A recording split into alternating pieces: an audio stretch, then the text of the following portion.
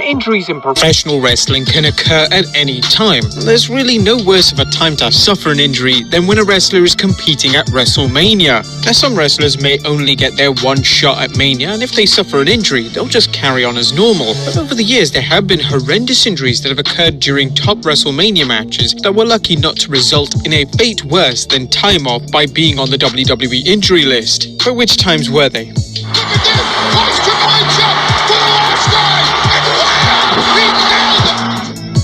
Well, join us now as Wrestlemania looks at 10 of the worst injuries in Wrestlemania history.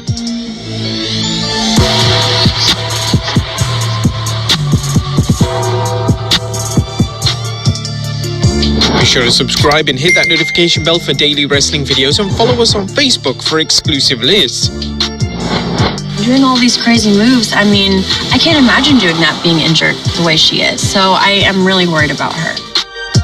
Number 10, Shane McMahon at Wrestlemania 32. Wrestlemania 32 featured the return of Shane McMahon, who made his wrestling return for the first time since 2009 as he faced The Undertaker in a Hell in a Cell match. The Hell in a Cell match had the added stipulation that if Shane won, he would obtain control of Monday Night Raw. Now, the most famous spot in the match came when Shane would leap from the top of the Hell in a Cell structure and attempt to land an elbow drop on The Undertaker, who was laying motionless on the announcer's table. But The Undertaker would move out of the way at the last second, meaning Shane went straight through the announce table. Shane would reveal in an interview with ESPN that he suffered a serious hernia injury as a result of him jumping off the cell.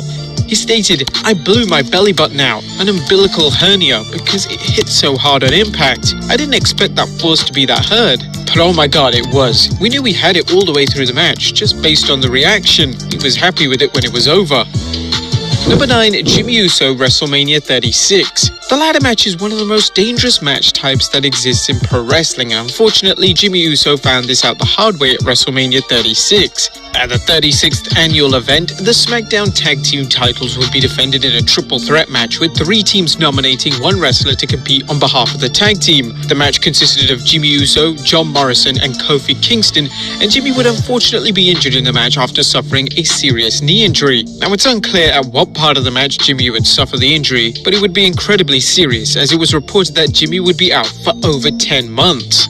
Number 8, Billy Gunn at Wrestlemania 30. A Wrestlemania 30 featured The Shield easily defeating their team of the New Age Outlaws and Kane. Now, although the match was only 3 minutes in length, Billy Gunn managed to suffer a serious injury. The finish of the match involved The Shield hitting a double trademark powerbomb on both Road Dogg and Billy Gunn, but unfortunately for Billy, he was seriously injured upon impact and he began to cough up blood. Number 7, The Undertaker at Wrestlemania 36. When Wrestlemania 36 was forced to be relocated to the WWE Performance Center due to the global pandemic, WWE decided to shoot AJ Styles vs. The Undertaker in a cinematic match. It would be a boneyard match and would take place in a graveyard, as the match in essence was a rebranded version of the Buried Alive match. The match was acclaimed by fans who praised the efforts of both WWE and the two competitors to really deliver something special, and it became one of the most memorable main events in WrestleMania history. The match actually took 8 hours to film, and the main reason for this was because The Undertaker actually suffered an injury during filming. The dead man would cut his arm on some glass and would require medical assistance to fix up his wound. Luke Gallows, who was involved in the match, spoke to sitting ringside in relation to The Undertaker's injury and would reveal, "I think we started taping right when it got dark enough and we finished at 5:30 in the morning.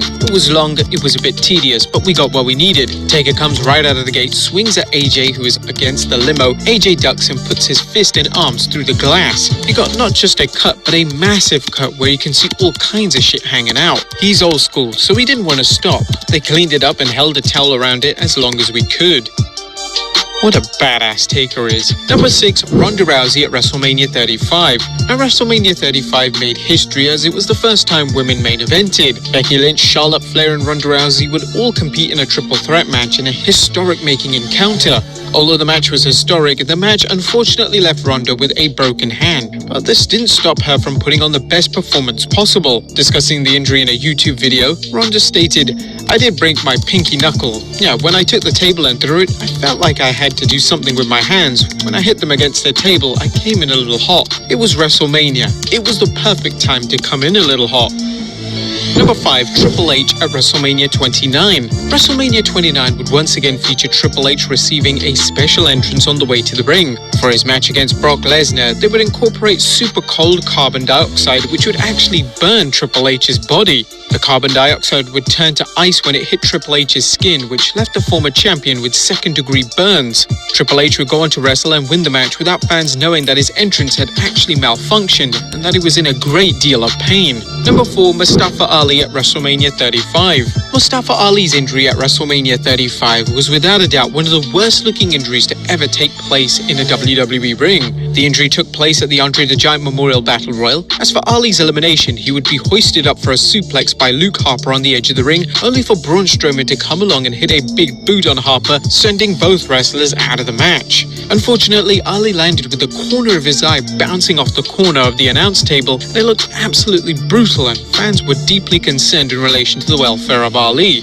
Luckily, the injury wasn't as bad as it looked, and he would reassure fans on social media a few hours later that he was going to be okay. After the tragic passing of Luke Harper last year, Ali would reveal that Harper actually saved him from breaking his neck in the aforementioned incident. Harper actually managed to rotate Ali in midair during the suplex spot, and this act by Harper ultimately saved him from an even worse injury taking place. Number 3. The Rock at WrestleMania 29. WrestleMania 29's main event featured The Rock taking on John Cena for the second year in a row. However, this time the two wrestlers would be competing for the all-important championship, and unfortunately during the match The Rock was badly injured. His injuries included a torn abdomen and an injury to his leg, which he described as complete numbness. Number 2. Brock Lesnar at WrestleMania 19. WrestleMania 19 is known for a lot of iconic and infamous moments, as Stone Cold Steve Austin would compete in his last ever match, Chris Jericho and Shawn Michaels would have one of the greatest matches in WrestleMania history, and the main event match between Brock Lesnar and Kurt Angle almost ended in tragedy. Now, the main event was supposed to end with Lesnar hitting a shooting star press on Angle, but the move botched and Lesnar landed right on his neck. Lesnar was concussed instantly, but the injury could have been a lot worse. And number 1, The Undertaker at WrestleMania 30. The Undertaker's legendary WrestleMania win streak would come to a dramatic close at WrestleMania 30, as he would lose for the first time ever at WrestleMania when he faced Brock Lesnar in one of the most shocking matches in WWE history. Now, the match itself wasn't the quality that you would expect from the two wrestlers, and the main reason for this was because The Undertaker was concussed within the first few minutes of the match. Speaking on the Stone Cold podcast, Taker stated, "Somewhere within the first 5 minutes of this match, I get concussed," he confirmed to Austin. "I don't even remember this night," adding, "My last memory I can definitely tell you happened at about 3:30 in the afternoon when my wife came backstage and we had a conversation. That's the last thing that I remember on my own of that day." Unfortunately, once the match was over and The Undertaker made his way backstage, he collapsed and was rushed to the hospital. This led to Vince McMahon leaving WrestleMania early and going in the ambulance alongside The Undertaker. Paul Heyman as well as Lesnar would also follow along, as they were concerned about his welfare. Luckily, Taker wasn't too hurt in the long run, and by the following year, he would be competing at WrestleMania again with full health. But there you have it, folks. 10 of the worst injuries in WrestleMania history. What's the worst injury ever? Let us know in the comments down below, and I'll see you next time with some more wrestling content. I don't want to say shout out to Wrestlemania for this video, but I don't get why they use carbon dioxide for Trippie's entrance.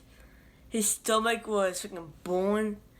But I gotta say, Vince McMahon doing the Undertaker, going to the hospital with the Undertaker and couldn't block Randy, couldn't block Heyman, was basically good. But he kind of watched the video though. He kind of watched the video. Like he said, Big Gun gonna split blood and then next, and then and then that next. I don't. He pretty watched his video. He pretty watched this video, yo. Guys, I'm gonna be doing some more gaming videos, but how the hell am I supposed to do it on my Nintendo Switch? I don't got no Nintendo Switch. I got a Nintendo Lite. I don't got a Nintendo Switch. Is that might get it on my PC, or I don't got a PC. It's right there. I need to hook it up. But I might do something else. I might do some Madden videos. You guys want Madden videos? But okay, goodbye.